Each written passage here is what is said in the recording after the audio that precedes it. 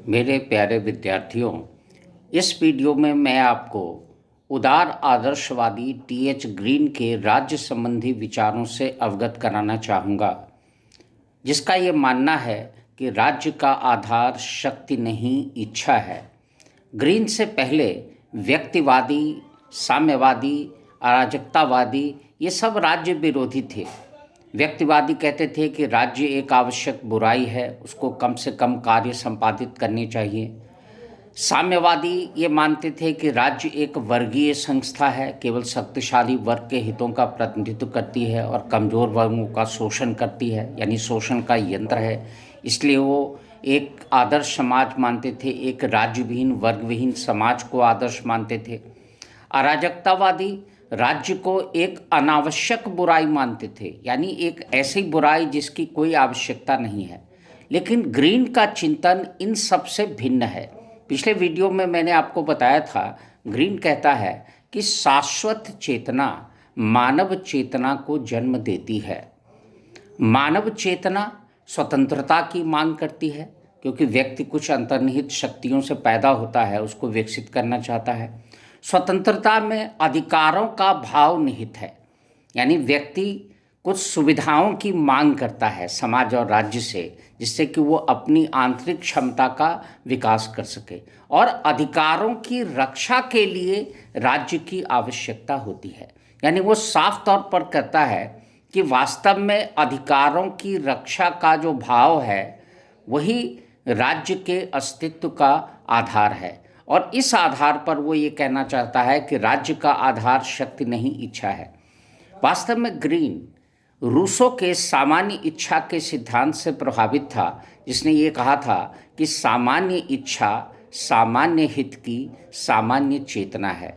वो इसी सामान्य इच्छा को राज्य का आधार मानता है। वो ये कहता है कि सामान्यतया व्यक्ति ये सोचता है कि जैसे हमको अधिकार मिलना चाहिए, वैसे ही दूसरों को भी इस तरह के अधिकार प्राप्त करने की छूट मिलनी चाहिए, यानी वो एक दूसरे के अधिकारों का सम्मान करते हैं।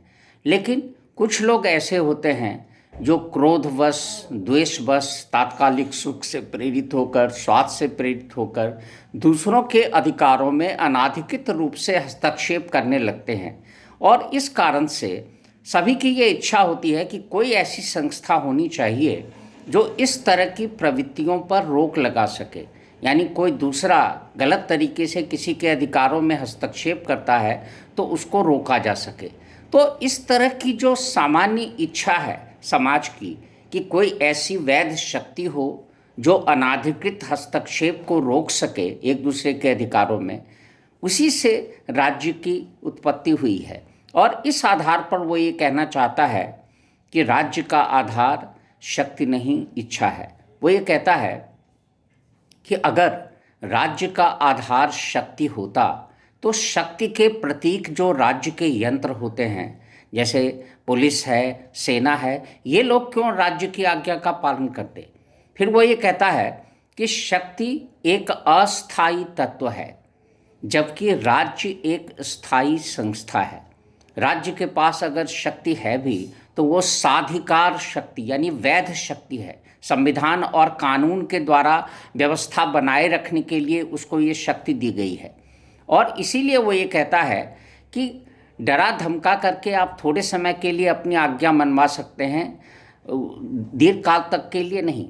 अधिकांश व्यक्ति जो है वो राज्य के आदेशों का पालन दंड के भय से नहीं करते, बल्कि वो ऐसा करना अपने हित में समझते हैं।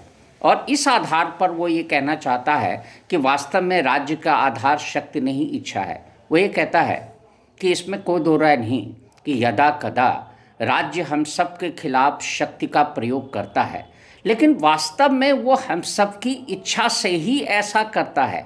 जैसे वो कहता है कि मान लीजिए कोई चोर है जो स्वार्थवश किसी की संपत्ति चुराता है, अगर उस पर रोक न लगाई जाए, अगर उस पर पुलिस कार्रवाई न करे, न्यायपालिका कार्रवाई न करे, तो समाज में चोरी की प्रथा प्रचलित हो जाएगी, किसी की संपत्ति सुरक्षित नहीं रहेगी। और इस तरह से अगर इस तरह की कार्रवाई का समर्थन होता है तो उसके पीछे उस चोर की भी आदर्श इच्छा है। क्योंकि कल को अगर चोरी की प्रथा होगी तो उसकी भी संपत्ति सुरक्षित नहीं रहेगी। और इसमें पूरे समाज की सामान्य इच्छा, आदर्श इच्छा सम्मिलित होती है।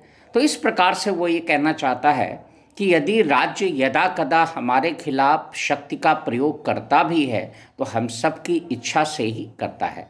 ग्रीन ये भी कहता है कि व्यावहारिक अनुभव भी यही बताता है कि जो शक्ति पर आधारित राज्य थे, जैसे फ्रांस में बोर्बो वंश का शासन था, या रूस में जारों का शासन था, या भारत में अंग्रेज़ों का शासन था, ये सब शक्ति पर आधारित थे और इसीलिए ये कभी स्थायी नहीं हो सके।